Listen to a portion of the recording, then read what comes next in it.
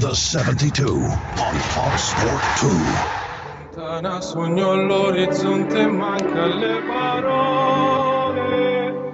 Io sì lo so che sei con me, tu mia luna.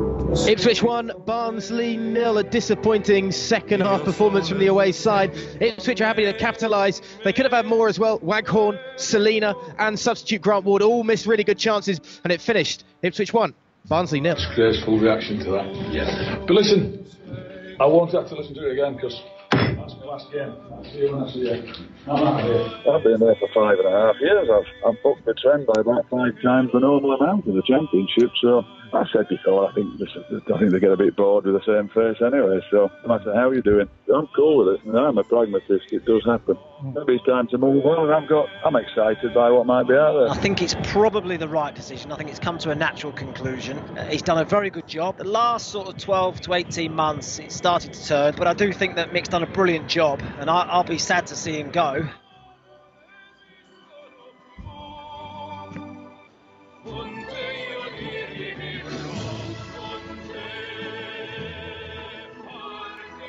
The former Brighton Yeovil defender, now top EFL pundit Adam Virgo, with the Sun's Tom Barkley and myself, Downward on the 72 on Talksport 2.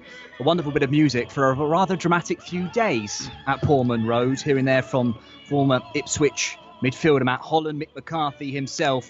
McCarthy branded the reaction of some Ipswich fans then as pathetic and disgraceful as he quit as manager ahead of schedule following a win over Barnsley on Tuesday night. And apathy at Portman Road for most, and anger for some.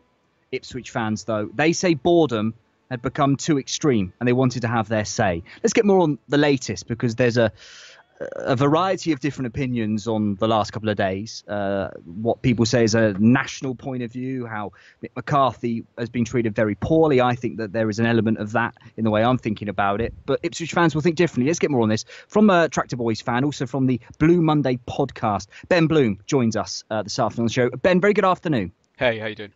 Yeah, really appreciate your company, mate. Thank you for joining us. Look, a dramatic exit. He went out with a bang, literally banging the desk and saying, that's it, that's me done. It seemed that Mick that was the way he wanted to go. So what was your emotion? Were you actually surprised when it came on Tuesday? What were Ipswich fans feeling? Surprised over anything else? Yeah, I was surprised the way he did it, although I think you just alluded to it. I think it might have been quite choreographed, because it sounds like the decision was made on Sunday in between the Brentford game and the Barnsley game, and those conspiracy theorists would argue that he's left on a win. He's left with them just 12th in the league, above Norwich on goal difference, and that it was kind of a good time PR-wise for him to get out. And yes, you're right, it feels like I'm coming on here to actually defend Ipswich fans, because we have been slaughtered on Twitter and by national pundits over the last couple of days, and we think probably quite unfairly. Well, it's a messy divorce, Ben, isn't it? And Mick has had plenty to say. He branded that response to one of his substitutions on Tuesday as disgraceful. He said the Ipswich fans probably got bored of my face and bored of me being at the football club. He's been frank and honest talking on Talk Sport. I know Chris Sutton just wading in, calling Ipswich fans deluded. Why do you feel the fans have had every right to give Mick McCarthy the difficult time he's had? Well, first of all, it depends what you mean by difficult time. He's been there, as in your little clip before, he's been there 5 times longer than the average championship reign. And yes, first 3 years, excellent job. Moved us from bottom of the league after Paul Jewell was there, ultimately up into the playoffs, and lost to a very good Norwich squad that had just come down from the Premier League.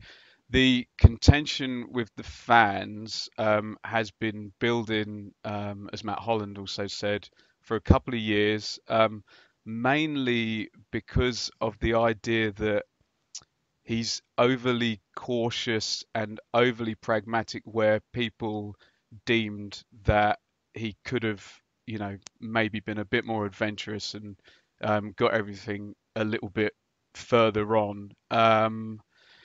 crikey, I think the reason everyone's having trouble understanding it is because it's just a weird exit. He said he chose to finish his contract. That would have been with 8 games to go, and then with 5 games to go, as you say, he slams down the cup and walks out, says, "I'm out of here." And I just think people are struggling. He's not been fired.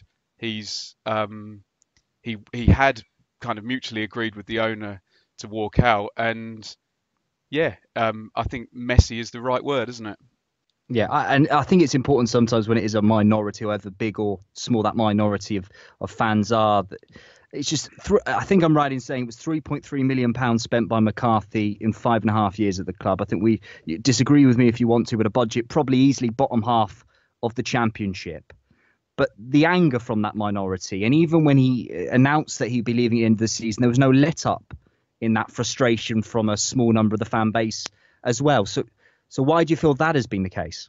Yeah, I mean, that's true. And I'm not in the minority. I don't yell at my manager. And some of the chants he's been subjected to by the minority haven't been nice. But Mick, he's bit back in every press conference. There was obviously the infamous, when we went 1-0 up at Norwich, which was caught on camera, the, let's say, Foxtrot Oscar directed. Yeah, thank you for saying that. Yeah, at the supporters. So a lot would argue that he's given as good as he's got. We would have hoped when it was announced that everyone could kind of club together. Obviously, the tunnel was in front of the away supporters at Brentford on Saturday, and again he got some stick. But I think a lot of people would argue that he put out a very rigid 5 at the back, 3 holding midfielders, and didn't really attack against Brentford. And I think that's just been the issue. I can see how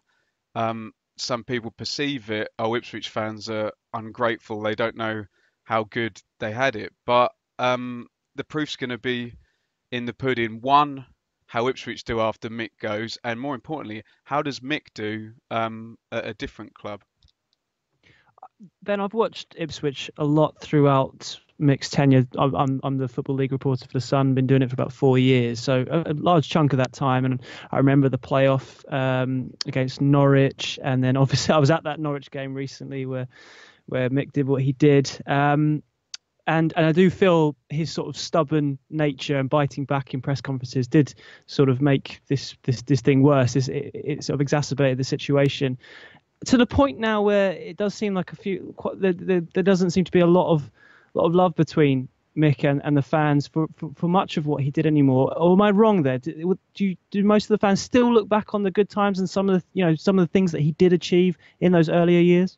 Of course, and I mean, Ipswich fans everywhere will praise you for giving a far more intelligent and knowledgeable analysis than some of the so-called pundits who literally seem to have just looked at the league table and looked at the spend or whatever.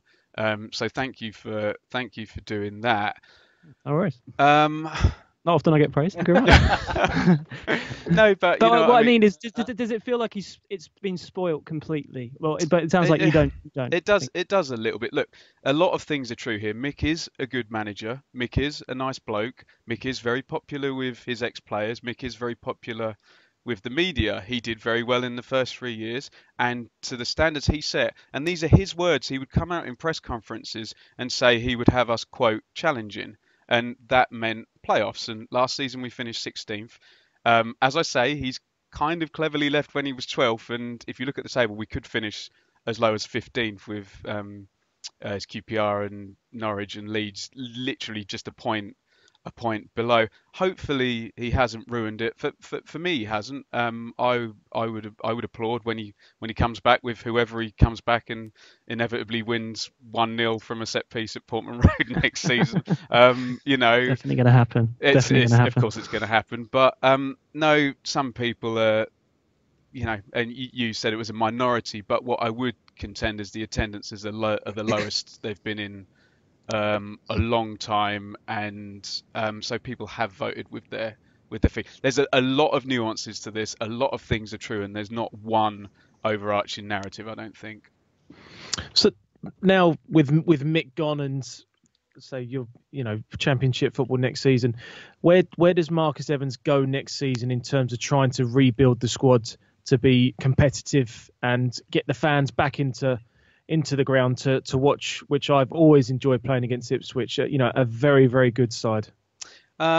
Well, and this is where Mick has done well, is that the squad isn't that bad, and he has had some nasty injuries this season. You could have a squad next year that has Joe Garner back, Emir Hughes back, Andre Dezelle back, Teddy Bishop back. There's some young players coming through. We hope that Białkowski, the goalie, will finally sign his new contract before he goes to the World Cup with Poland. The squad's not terrible. I think what most people want to see is a united fan base where the fans aren't digging at the manager and the manager's not digging at the fans. And yes, I do acknowledge that goes two ways, but one side of those people are paying thousands of pounds and giving up their time to watch the team, and one side of that is being paid hundreds of thousands of pounds to, albeit to do a very skilled job. So, read that how you like. But I think they just want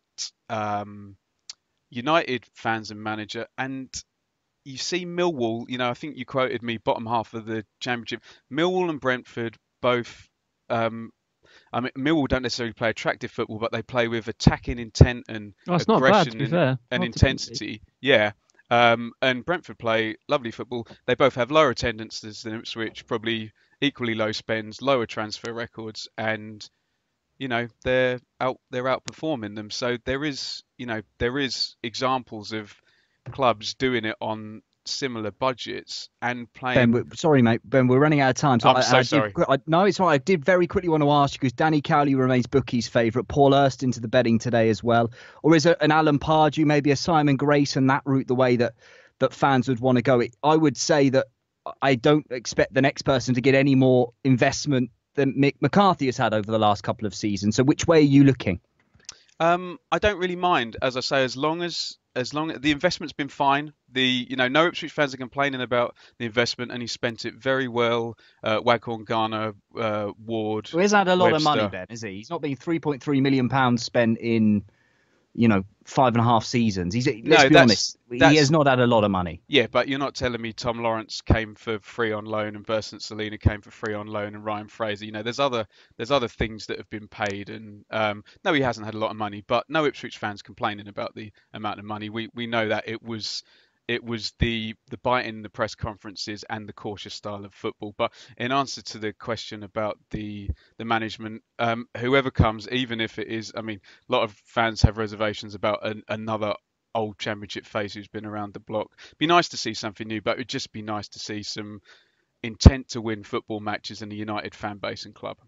Ben, really appreciate your company. Thank you very much. Thank you so much. Really Cheers. do. Cheers, Ben. Go check out the Blue Monday podcast. Ben, thanks for that, mate. Really appreciate it. Thank you so much, Jeremy. Cheers, buddy. Thanks, bye.